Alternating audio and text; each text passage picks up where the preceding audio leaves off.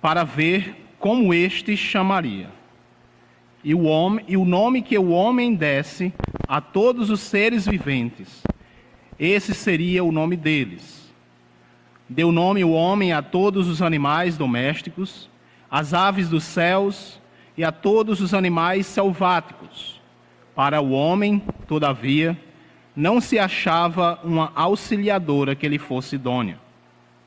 Então, o Senhor Deus fez cair pesado sono sobre o homem, e este adormeceu. Tomou uma de suas costelas e fechou o lugar com carne.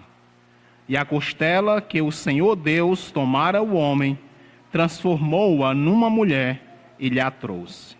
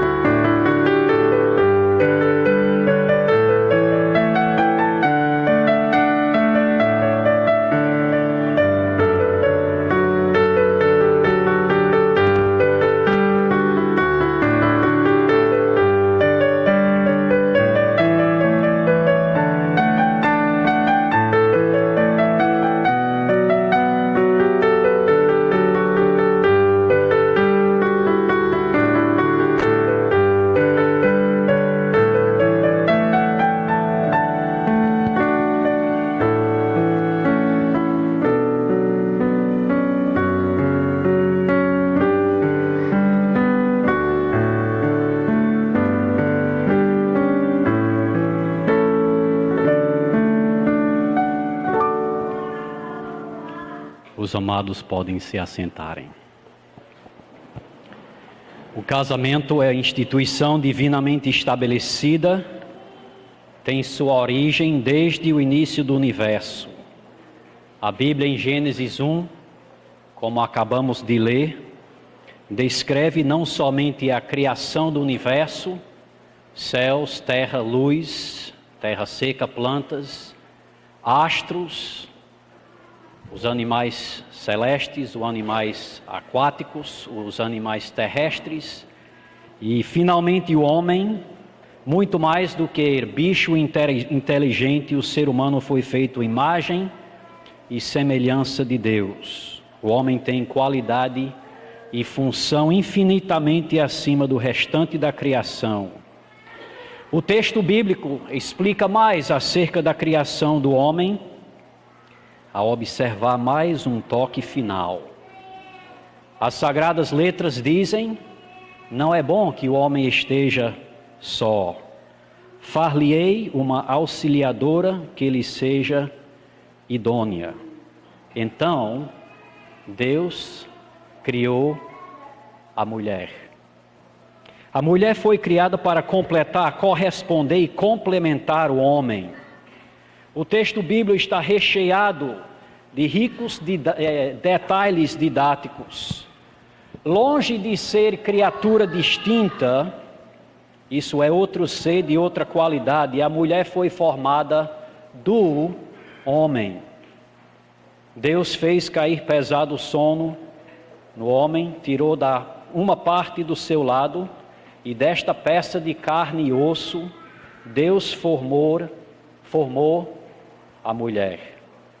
Desta feita, a mulher é qualitativamente idêntica ao homem. Há uma união física, genética e espiritual entre o homem e a mulher. Ambos são imagem e semelhança de Deus, ambos compartilham o mesmo valor de existência, valor infinito. É por isso que Adão pôde dizer: esta afinal carne da minha carne e osso dos meus ossos. Mas antes disso, antes de Adão dizer: esta afinal é carne da minha carne e osso dos meus ossos, as sagradas letras apresentam mais outro detalhe. Ao acordar do sono, Deus apresentou a mulher ao homem. Não foi simplesmente que Adão se despertou, balançou a cabeça, piscou 2 vezes e disse: ó, que maravilha! De jeito nenhum, pois para o ser humano, infinitamente acima do bicho, Deus instituiu o casamento. O texto bíblico diz: e lhe a trouxe. Deus formalmente deu a mulher ao homem, estabelecendo assim a instituição fundamental da sociedade, o casamento. O casamento é a instituição fundamental, formal, oficial da união espiritual, social, emocional e física de um homem com uma mulher até a morte os separe. Não como bicho ou animal simplesmente para se unir, se divertir ou se multiplicar. Por certo, entre nós existem seres humanos que fizeram como gato, cachorro ou pardal. Viu, se interessou, se uniu, vivem juntos até onde dê certo ou tiver eletricidade. A Bíblia chama isso de pecado de fornicação. Outros, por certo, já tiveram vários casos, diversos relacionamentos. Isso também é pecado. A Bíblia chama do pecado de adultério. Ainda outros, neste mundo pecaminoso, mexem com outras formas, chamada perversão ou abominação. Deus julgará todo o pecado como Ele julgou o homem no primeiro pecado de Adão e Eva, ao comer da fruta proibida. Deus, porém, tem misericórdia e oferece perdão em Jesus Cristo, que sofreu em si mesmo a pena merecida por nossos pecados. Amados, eis aí as boas novas do Evangelho, perdão dos pecados por intermédio de Jesus, o Salvador. Mas voltando ao casamento, observamos que o casamento é instituição divina e, portanto, assumido com seriedade e reverência, longe de ser simplesmente festa, exibição ou brincadeira. Deus é a primeira e principal testemunha desta solenidade. é ato de culto ao Deus Criador. Desta feita, o casamento é uma aliança irrevogável, instituída por Deus, testemunhada por Deus e firmada por Deus. Por isso, o homem jamais pode reverter o casamento ou revogar a aliança. A tradição batista observa alguns detalhes das Sagradas Letras. Ao formar a mulher, o texto diz, e lhe trouxe. Isto é, houve uma entrega formal, oficial. Deus apresentou a mulher, Eva, ao homem, Adão. Nós lembramos esse detalhe na liturgia de hoje. Estamos a presenciar uma entrega formal. A noiva está presente. Quem dá esta mulher em casamento a esse homem? Eu e Laugécia, minha esposa, entregamos ao irmão Eliakim, aos cuidados dele, Brenda Rodrigues.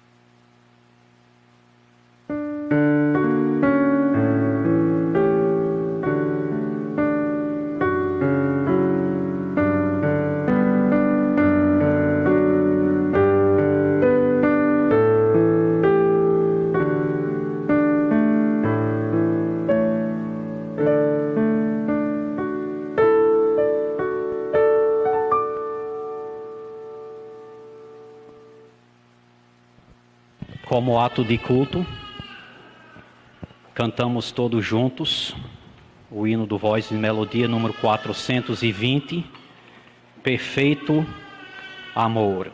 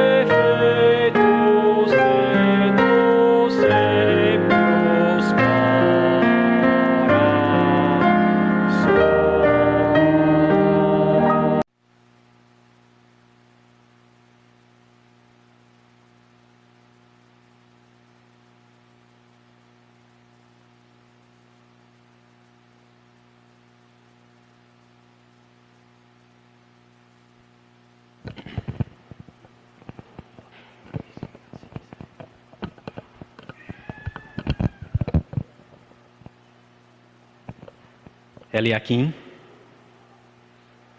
você promete diante de Deus e destas testemunhas receber Brenda como sua legítima esposa para conviver com ela conforme o que foi ordenado por Deus na santa instituição do casamento? Sim, prometo. Promete amá-la, honrá-la, consolá-la e protegê-la na enfermidade ou na saúde, na prosperidade ou na adversidade, e ser-lhe fiel enquanto os dois viverem? Sim. Brenda, você promete diante de Deus e destas testemunhas receber Eliaquim como seu legítimo esposo para conviver com ele, conforme o que foi ordenado por Deus na santa instituição do casamento? Sim. Promete amá-lo, honrá-lo, respeitá-lo, ajudá-lo e cuidar dele na enfermidade ou na saúde, na prosperidade ou na adversidade, e ser-lhe fiel enquanto os dois viverem? Sim.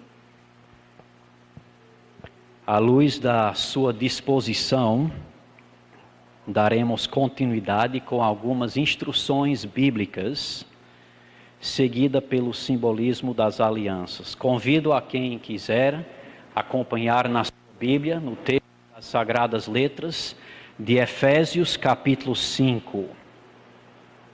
Efésios capítulo 5. Vai querer tirar mais fotos?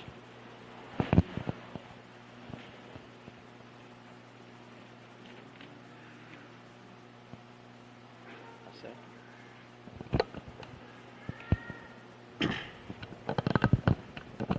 Em Gênesis, nós lemos acerca da origem do casamento, como Deus instituiu a união completa, espiritual e física, uma união teológica e vitalícia entre um homem e uma mulher. No Novo Testamento, recebemos mais instruções acerca do funcionamento do casamento e queremos observar as instruções bíblicas, especialmente Eliaquim e Brenda, à luz de Efésios capítulo 5. Aqui em Efésios capítulo 5, versículo 1, começa com as seguintes palavras: sede, pois, imitadores de Deus como filhos amados, e andai em amor, como também Cristo vos amou e se entregou a si mesmo por nós, como oferta e sacrifício a Deus em aroma suave. O amor de Deus foi-nos expresso na pessoa de Jesus Cristo, sua vinda do céu à terra, para sofrer, morrer e ressuscitar, para nos conceder vida eterna, é o supremo exemplo do amor de Deus. Agora observe a nossa condição humana, sem ler o texto a partir do versículo 3, descreve a condição humana. Nós, pecadores, defuntos espirituais, incapazes de agradar a Deus, ofensivos a Ele, repugnantes a todas as belezas celestiais, mas Deus nos amou. Não a paixão irracional, mas uma decisão profundamente racional na busca do nosso bem. Lembra o texto de João 3,16? Porque Deus amou o mundo, nós ainda em condição de pecador. Porque Deus amou ao mundo de tal maneira que deu seu Filho unigênito, para que todo aquele que nele crê não pereça, mas tenha vida eterna. O amor de Deus é o ponto de partida para o crente andar em amor. Se você, amado ouvinte, ainda é descrente, você não conhece nem desfruta do amor de Deus na pessoa de Jesus Cristo. Pelo contrário, você está sob a ira divina, a justiça de Deus. Quer saiba, quer não, você é objeto da ira do julgamento divino consumado no inferno, o lago de fogo. Digo isso não com prazer, mas por incumbência bíblica, por responsabilidade como ministro do Evangelho. Tenho diante de Deus essa incumbência de avisar a todos aqui presentes, meu amado descrente, o padrão de Deus, que é perfeição. Ninguém de nós somos perfeitos. E eis a razão que Deus enviou Jesus.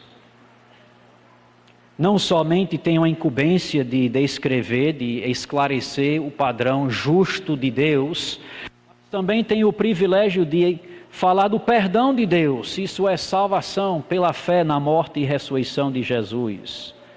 A nossa condição de pecador, ofensor, ignorador, blasfemador contra o Senhor, nossa condição de condenado perante o Deus do universo pode ser sanado por meio da morte e ressurreição de Jesus Cristo.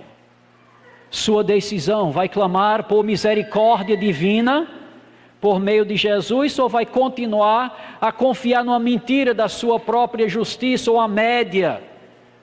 Lembrem-se que a média divina é perfeição. Lembrem-se que só tem um Deus e um só mediador entre Deus e os homens, Jesus Cristo, homem. Só Jesus pode sanar seu problema de condenação, de pecador destinado ao lago inferno. Mas as boas novas, escritas aqui à frente: crer no Senhor Jesus e serás salvo. Não mais estando na condição de pecador, mas agora na situação de perdoado. Perdoado em Jesus Cristo. Então, o Evangelho tem seu pontapé, o amor de Deus na vida do ser humano. O Evangelho traz incumbências para viver de modo digno. Veja o texto bíblico de Efésios capítulo 5, versículo 18. E não vos embriagueis com vinho no qual há dissolução, mas enchei-vos do Espírito Santo. A incumbência do crente diante da igreja, perante a igreja, continua a descrever nos versículos 19 a 21. E depois o texto bíblico o qual queremos focar hoje, se encontra em Efésios capítulo 5, versículos 22 em diante, que diz: as mulheres sejam submissas a seus próprios maridos como ao Senhor.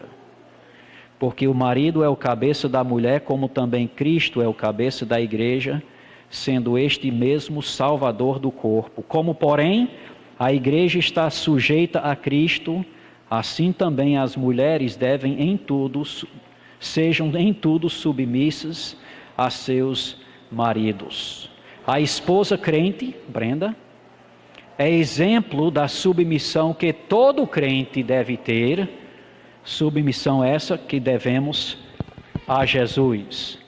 Desta feita, a esposa no lar é figura de todo crente. Homem e mulher, jovem e criança, buscam servir Jesus, o nosso bom pastor. Mas ainda no texto bíblico, aos maridos.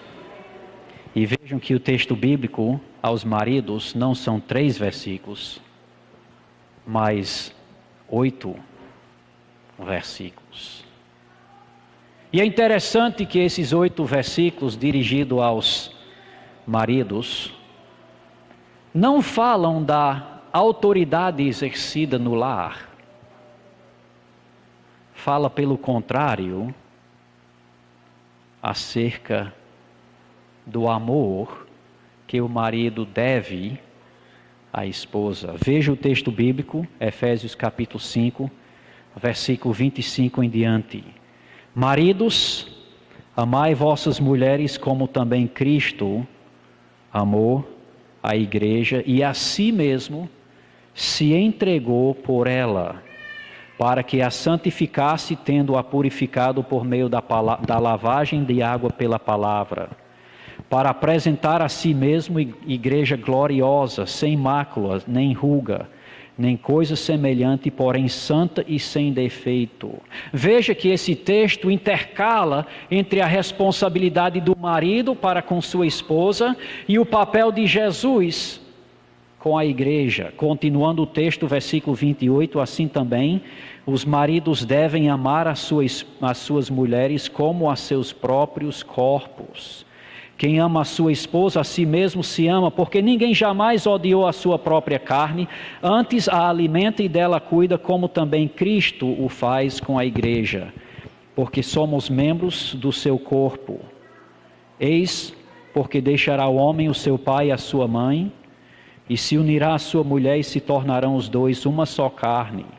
Grande é esse mistério, mas eu me refiro a Cristo e à igreja.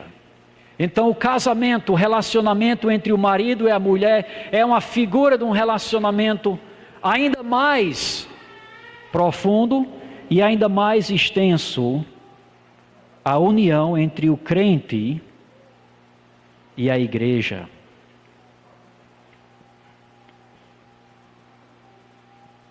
Veja primeiramente a ordem dada ao marido. Ordem de amar a sua esposa. O texto diz no versículo 25, maridos, amai vossas mulheres. Eliaquim, você tem a responsabilidade de amar Brenda. Ah, mas isso é muito mais fácil do que a submissão devida da mulher ao marido. É mesmo? Vejamos não somente a ordem, mas o modelo. As sagradas letras continuam: maridos, amai suas mulheres, como também Cristo amou a igreja. O amor do marido devido à mulher tem seu modelo, como Cristo amou a igreja. E esse modelo mostra que a responsabilidade é profunda. Veja que o modelo, como Cristo amou a igreja, é um amor eletivo. Isso é um compromisso, uma escolha de buscar o bem da amada. Está impulsionado esse amor por uma decisão racional. Isso é, antes de nós como seres humanos buscar a Cristo, Cristo nos buscou. É uma escolha, porque lembra que a iniciativa por parte de Cristo, a igreja, foi quando nós éramos na condição de pecador. Cristo decidiu amar a igreja, amar pecadores. E diante dessa responsabilidade, nós notamos que cabe ao marido decidir amar a esposa. Como Cristo tomou a iniciativa, Eliaquim, você tem a responsabilidade de amar Brenda. Buscar, correr atrás, fazer acontecer. No tempo certo, Jesus veio ao mundo, e percebam que Jesus veio ao mundo numa situação política e social muito sofrida. E Jesus sofreu humilhação, sofrimento e até morte nas mãos de pecadores. Tudo isso por causa de uma decisão. Veja o que o texto bíblico diz em Romanos 5:8: mas Deus prova o seu próprio amor para conosco, pelo fato de ter Cristo morrido por nós, sendo nós ainda pecadores. Esse modelo de Jesus para o crente é um modelo e é uma responsabilidade de Eliaquim amar a Brenda, qualquer que seja a situação ou a condição da Brenda. É um amor eletivo, um amor imerecido, não depende do retorno pessoal. Jesus não nos amou porque Ele viu o investimento em nós. Afinal de contas, quem pode ajudar a Deus? Pelo contrário, é um amor imerecido. O marido deve amar a esposa devido ao amor prévio de Jesus. Desta feita, se ela perder a qualidade que o atraiu, aquilo que faz ela atrativa a você, você ainda tem a responsabilidade de amá-la. Não por causa de um retorno, mas porque seu amor está embasado no amor imerecido de Jesus para convosco, Eliaquim. Não somente é um amor eletivo, um amor imerecido, mas um amor sacrificial. Cristo se entregou por nós.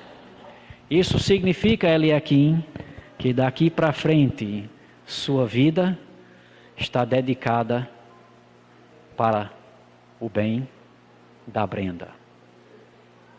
Dá a sua vida para o bem da Brenda. Isso só é possível porque o amado já conhece o amor de Jesus. É uma grande responsabilidade. Veja que nós temos a ordem de amar.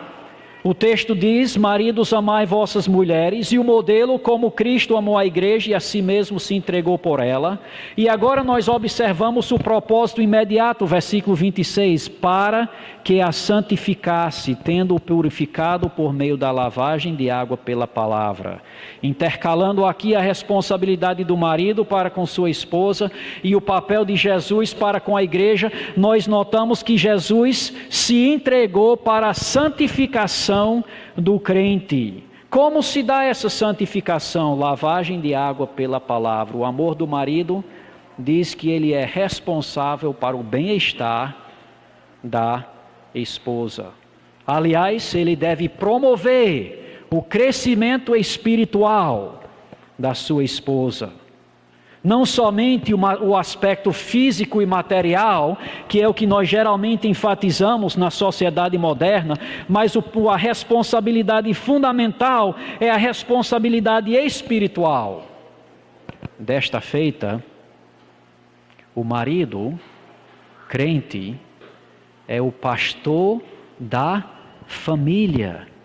Cabe a ele nutrir a vida espiritual da sua esposa, chamá-la para ler a Bíblia juntos, convidá-la a orar juntos, facilitá-la a poder chegar aos cultos da igreja, proporcionar momentos de comunhão com ela e as irmãs da igreja, encorajá-la a servir na igreja. Ah, mas eu quero que ela sente ao meu lado na escola dominical. Ceda esse privilégio para que ela possa servir, por exemplo, na escola bíblica, numa sala, ou com berçário, ou outra oportunidade. Porque a nossa responsabilidade, nosso privilégio é de promover o bem espiritual da esposa. Como pastor, por vocação, Martins, seu ministério na igreja começa, e é extensão do seu ministério no lar. Alguém já disse que a avaliação final, tirando o aval de Deus, que é o principal, mas a avaliação final do ministério pastoral é o trato do marido, o pastor, com a sua esposa no lar. A avaliação do pastor não é como ele aparece na sociedade, como ele pode ser respeitado no âmbito público, mas o aval final é como você pastoreia a Brenda, como você cuida. A palavra aqui é nutrir, alimentar o bem espiritual total da Brenda. O amor divino procura a pureza e o crescimento espiritual da amada, procura a sua santificação, procura a santificação da sua esposa. Veja que Cristo se entregou por nós na condição de pecadores para a nossa santificação. Eliaquim, você começou bem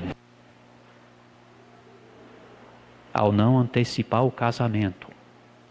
Nós temos aqui uma noiva de vestido branco.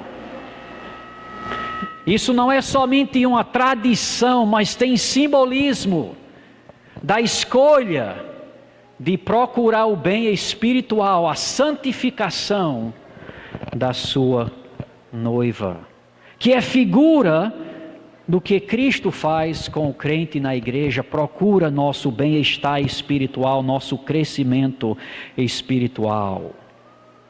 Mas esse propósito imediato também tem um propósito final. Vejam as sagradas letras novamente. Voltando ao versículo 25, maridos, amai vossas mulheres, como também Cristo amou a igreja, a si mesmo se entregou por ela, para que a santificasse, o propósito imediato, e agora o propósito final, versículo 27, para apresentar a si mesmo igreja gloriosa, sem mácula, nem ruga, nem coisa semelhante, porém santa e sem defeito. O propósito final é a glorificação. Cristo tem um propósito final na vida da igreja. Eliaquim, seu preparo para este dia hoje e a convivência da sua esposa é uma figura do futuro que Cristo tem com a sua igreja. Levará ao aperfeiçoamento do crente, a nossa glorificação. Veja o que o texto diz lá em 1 João 2: quando ele se manifestar, seremos semelhantes a ele, porque havemos de ver como ele é.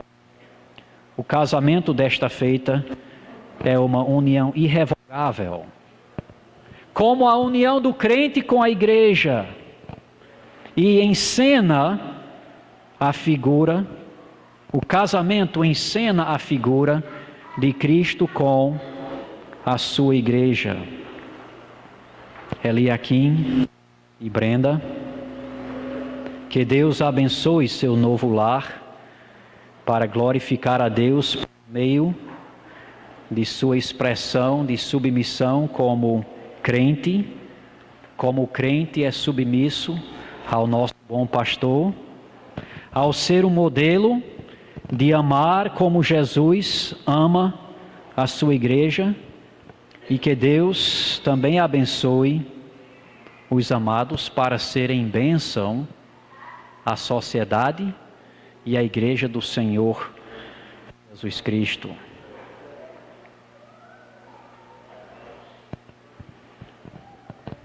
Em diversos momentos da história, Deus fez aliança com seu povo. Nós lembramos lá com Israel no Monte Sinai, Deus fez uma aliança com Israel e teve um símbolo desta aliança, guardar o sábado. É por isso que a igreja não precisa guardar o sábado. Foi dado a Israel este símbolo daquela aliança. Também após o dilúvio global, Deus fez uma aliança com Noé e todos os seres com fôlego de vida. E aquela aliança que ainda perdura hoje tem um sinal também. O sinal do arco celeste, do arco íris. Brenda e Eliaquim, vocês têm algum símbolo desta aliança do casamento? Sim, nós temos.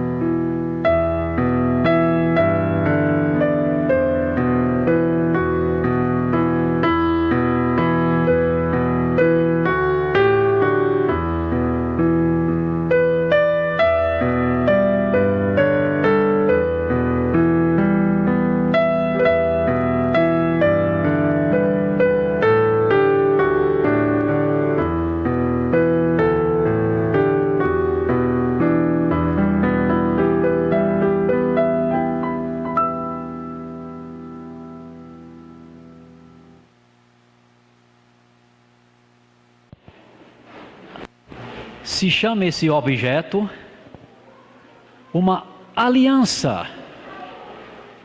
Por que uma aliança não é um anel?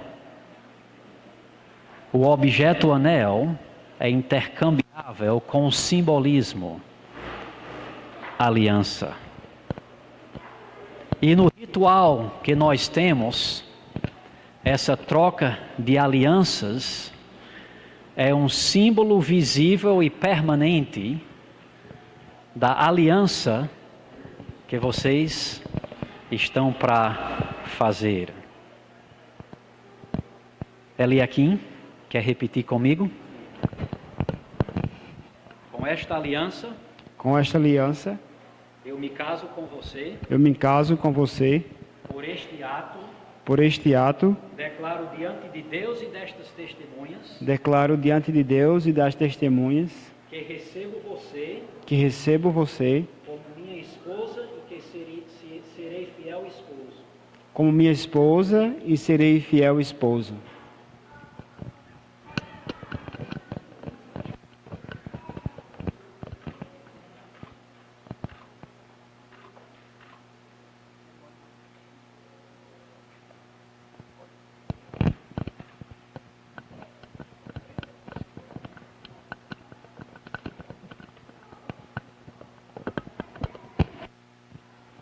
Você pode repetir, Brenda?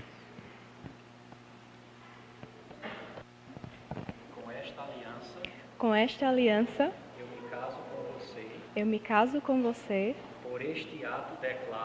Por este ato declaro, Diante de Deus e destas testemunhas, que recebo você como meu marido, que serei fiel esposa. e que serei fiel esposa.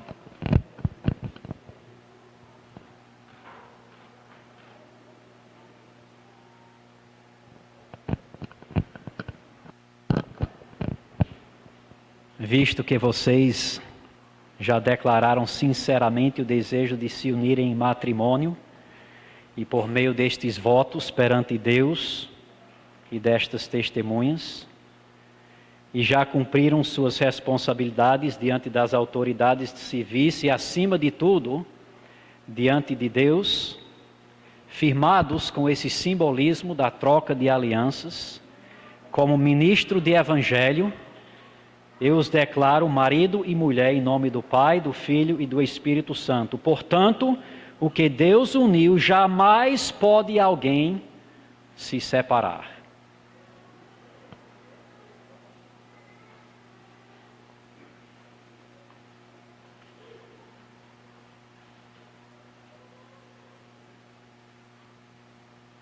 Quer virar? Apresento a todos a família Aquino, pastor Eliakim e a dona Brenda.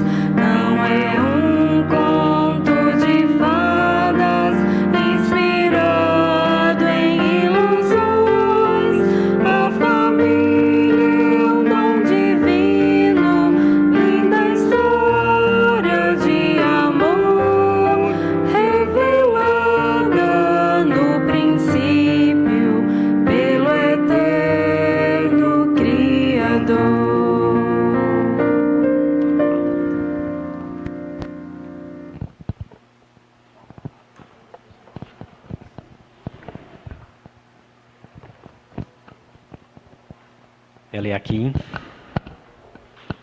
Ame esta irmã em Cristo, que agora é também a sua esposa.